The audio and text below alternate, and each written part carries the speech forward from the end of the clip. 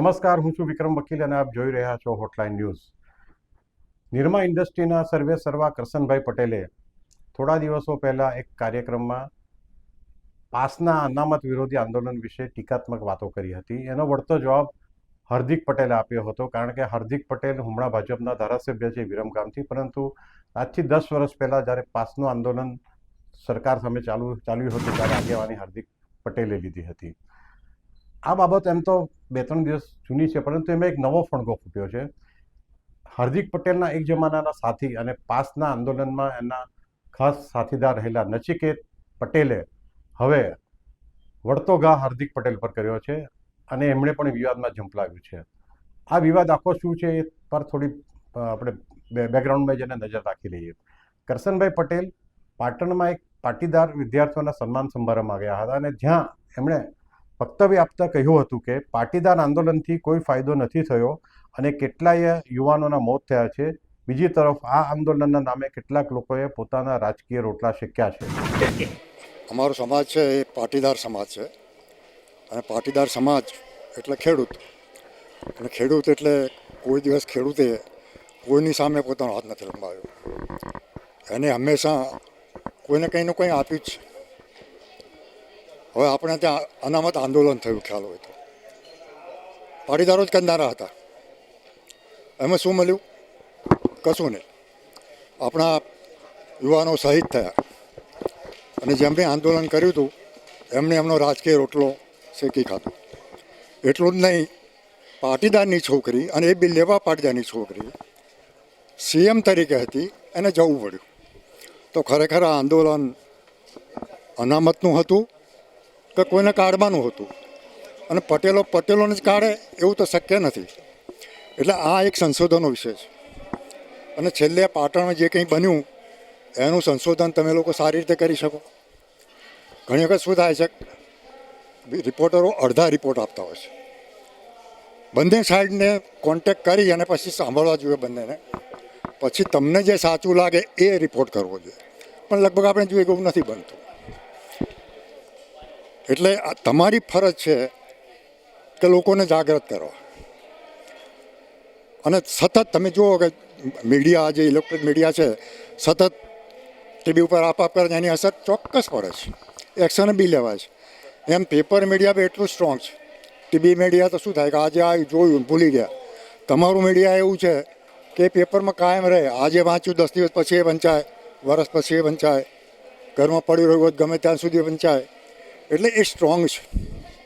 અને તમારે એ જે તમારી ફરજ છે કે ધર્મ છે, જે કંઈ ગણીએ એ બધી એ રીતે ઈમાનદારીથી વર્તવો જોઈએ. કોઈના દબાવમાં લખવું કે કોઈની દાદાગીરીથી બસ થઈને લખવું એ તમારો સબ્જેક્ટ નથી. હંમેશા પત્રકાર કોઈનાથી ડરતો નથી, ડરશે પણ નહીં. અને સ્વતંત્ર તરીકે આપણે જોઈએ કે દુનિયામાં વોર ચાલી રહી છે, ત્યાં મરવાનું જ છે, છતાં પત્રકારો ત્યાં જઈને ત્યાંનો ગ્રાઉન્ડ રિપોર્ટ લોકો સુધી પહોંચાડે. ખરેખર આ બધી વસ્તુઓ પત્રકારોનો બી ધન્યવાદ આપવા જોઈએ કે પોતાની જાતની પરવા કર્યા વગર આવા સમાચારો લોકો સુધી પહોંચાડે છે. ધન્યવાદ. હા, બહુ દુઃખદ ઘટના છે. બે રીતે દુઃખદ છે કે જે બન્યું નહોતું બનવું જોતું, અને બન્યા પછી જે કંઈ કોઈ રિએક્શન ન આવ્યું એ એટલું જ ખરાબ છે. અને જે રીતે ફરિયાદ કરનારની બદલી થઈ, પેલી કહેવત છે ને, વાળ જ ચીંભળા ગણાય તો પછી ચોકીદાર શું કરે, એના જેવું. એટલે ભવિષ્યમાં કોઈ ફરિયાદ કરતું હશે તો નહીં કરે, કારણ કે એને એવોર્ડ મળવો જોઈએ. એવોર્ડ તો બાજુ પર રહ્યો, આપણને ટ્રાન્સફર થઈ ગઈ. આ કંઈ રાતોરાત તો થયું નહીં હોય. એટલે ખરેખર આખા પાટણ જિલ્લા માટે, હું બી પાટણનો જ છું, એટલે મને બી શરમ આવે છે કે આ જે ઘટના થઈ એની જવાબદારી બધા લોકોની છે. અને એની જો આપણે વાત ના કરીએ તો ખરેખર આપણે બી એમાં દોષી છે, હું માનું છું. અને એટલા જ મેં જે વાત હતી એ ચોખ્ખી, સ્પષ્ટ અને સારી રીતે રજૂ કરી. પછી લોકો એને કઈ રીતે લે છે એ લોકો ઉપર અને તમારા લોકો ઉપર છોડું છું. જય હિન્દ. આ ઉપરાંત કરશનભાઈ એમ પણ કહ્યું કે અમારો પાટીદાર સમાજ છે, સમાજના લોકો મોટે ભાગે ખેડૂત છે, તેમણે ક્યારેય કોઈની સામે હાથ નથી લંબાવ્યો, તેમણે હંમેશા બધાને કંઈક ને કંઈ આપ્યું છે. આ આંદોલન આનંદીબેન પટેલને મુખ્યમંત્રી પદેથી હટાવવા માટેનું હતું. આપણે ત્યાં અનામત આંદોલન થયું હતું, પાટીદારોએ જ કર્યું હતું, તેમાં પટેલોને શું મળ્યું? કંઈ નહીં. તેમાં આપણા યુવાનો શહીદ થયા અને આંદોલન કરનારાઓએ રાજકીય રોટલો શેધી ખાધો. એટલું જ નહીં, પાટીદારની છોકરી, અને એ પણ લેવા પાટીદારની છોકરી જે મુખ્યમંત્રી હતી, તેણે જવું પડ્યું. તેથી આ આંદોલન અનામત માટે હતું કે કોઈને કાઢવા માટે હતું, પટેલે જ પટેલને હટાવે તે શક્ય નથી. તે સંશોધનનો વિષય છે. આમ તો કરશનભાઈ બહુ જ ઓછા બોલા છે અને ભાગ્યે જ લાઇમલાઇટમાં રહે છે. નિરમા ઇન્ડસ્ટ્રી હવે ફક્ત સાબુની ઇન્ડસ્ટ્રી નહીં, પરંતુ ફાર્માસ્યુટિકલ ક્ષેત્રે અને સિમેન્ટ ક્ષેત્રે પણ ગુજરાતની કે દેશની ટોપની ઇન્ડસ્ટ્રીમાંની ગણના થાય છે. પણ તમે જુઓ કે બીજા ઉદ્યોગપતિઓની જેમ કરશનભાઈ ભાગ્યે જ લાઇમલાઇટમાં રહ્યા છે, ભાગ્યે જ મીડિયાને ઇન્ટરવ્યૂ આપ્યા છે, કે ભાગ્યે જ સરકારના કોઈ જાહેર કાર્યક્રમમાં પણ ગયા છે. હવે કરશનભાઈએ આ વાત કરી આ અનામત આંદોલનના 10 વર્ષ પછી, અને એને પાછળ ચોક્કસ વિવાદ થાય, કારણ કે કરશનભાઈ એકાએક આજે કહ્યું કે આનંદીબેન પટેલને હટાવવા માટેનું આંદોલન હતું અને આનંદી પટેલ લેવા પટેલ હતા.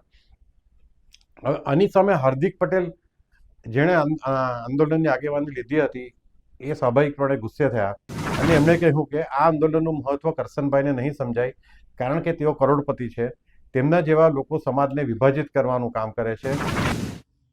પાટીદાર અનામત આંદોલનથી શું ફાયદો થયો એ કદાચ કરશનભાઈને ન ખબર હોય, કેમ કે કરશનભાઈ કરોડપતિ છે અને પાટીદાર અનામત આંદોલન એ સમાજના નબળા વર્ગો માટે હતું.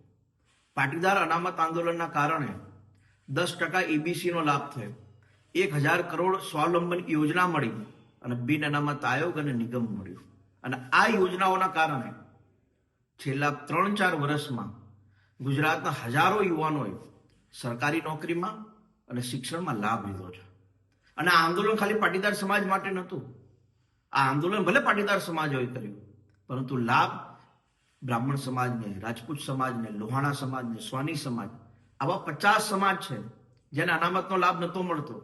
પણ આ આંદોલન થયું ને, એના કારણે વિવિધ યોજનાઓ બની, એટલે દરેક સમાજને એનો લાભ મળતો થયો.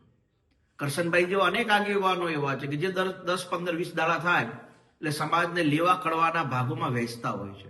કેમ કે જો પાટીદાર સમાજ એક થઈ જાય તો આવા આગેવાનોનો મોભો જળવાય નહીં ને. એટલા માટે થઈને વારંવાર નિવેદનબાજી કરીને સમાજના ભાગલા પાડવાનું કામ કરે છે, સમાજને લેવા કડવામાં વેચવાનું કામ કરે છે. અને હું અનેક યુવાનોને કહું છું કે જે યુવાનોએ આ યોજનાઓના કારણે સરકારી નોકરી મેળવી હોય, સરકારી શિક્ષણમાં એમને રાહત થઈ હોય, તો આવા યુવાનોએ આવા આગેવાનોની વિરુદ્ધમાં બોલવું જોઈએ. કેમ કે આગેવાનો સમાજના હિતેચ્છુ નહીં હોતા, માત્ર સમાજના ભાગ કેમ પડે એની ચિંતા કરતા હોય છે. અને આ ઉપરાંત તેમણે એમ પણ કહ્યું કે પાટીદાર અનામત આંદોલનના ફાયદા વિશે કદાચ કરશનભાઈને ન ખબર પડે, કારણ કે કરશનભાઈ કરોડપતિ છે. આ આંદોલન સમાજના નબળા વર્ગ માટે હતું. આંદોલનથી 10% EBC એટલે ઇકોનોમિકલી બેકવર્ડ ક્લાસનો લાભ થયો. 1000 કરોડની સ્વાવલંબન યોજના મળી અને બિન અનામત આયોગની રચના થઈ. આ યોજનાઓથી 3-4 વર્ષમાં ગુજરાતમાં હજારો યુવાનોને સરકારી નોકરી અને શિક્ષણનો લાભ મળ્યો. હાર્દિક પટેલે વધુમાં કહ્યું હતું કે આંદોલન ભલે પાટીદારોએ કર્યું, પરંતુ તેનો લાભ બીજા સમાજોને પણ મળ્યો, જેમને અગાઉ અનામતનો લાભ નહોતો મળતો. કરશનભાઈ જેવા ઘણા આગેવાનો છે જેઓ વારંવાર સમાજને લેવા કડવામાં વહેંચતા હોય છે, કારણ કે પાટીદાર સમાજ એક થઈ જાય તો આગેવાનોનો મોભો ન જળવાય. તેથી તેઓ વારંવાર આવા નિવેદનો આપીને સમાજમાં ભાગલા પાડવાનું કામ કરે છે.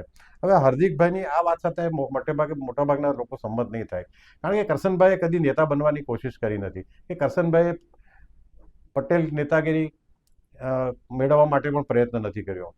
એટલા માટે કે કરશનભાઈએ જે વાત કરી છે તે સ્વયંભૂ રીતે કરી હોય એવું લાગે છે. અને આપણે જોઈએ તો હાર્દિક પટેલે આ આંદોલનની આગેવાની લીધી. 14 જેટલા પટેલ યુવાનોના મૃત્યુ થયા આ આંદોલનમાં, અને આનંદીબેન પટેલે મુખ્યમંત્રી તરીકે રાજીનામું આપવું પડ્યું. એટલે ગુજરાતના આનાથી કોઈ લાભ નથી થયો, નથી પટેલોને કંઈ લાભ થયો. આમ છતાં હાર્દિક પટેલ હવે કહી રહ્યા છે કે ના, આંદોલનથી ચોક્કસ પટેલ સમાજને ફાયદો થયો છે અને હજુ એ વાતને વળગી રહ્યા છે. આ આંદોલન પૂરું થયા પછી એક જમાનામાં અરવિંદ કેજરીવાલની જેમ જ રાજકારણમાં નહીં આવવાની વાત કરનાર હાર્દિક પટેલ પછી કોંગ્રેસમાં જોડાયા અને કોંગ્રેસમાં ફિયાસ્કો થયા પછી ભાજપમાં આવ્યા અને હમણાં ધારાસભ્ય છે. અહીં મૂળ મુદ્દો આપણે આજે જે કરવાનો છે વાતનો, એ નચિકેત પટેલ કરીને એક બીજા પાટીદાર યુવાન છે જે પાસ આંદોલન આખા આયોજનની પાછળ કે એના મગજ એમનું હતું, એમનો દાવો છે નચિકેત પટેલનો.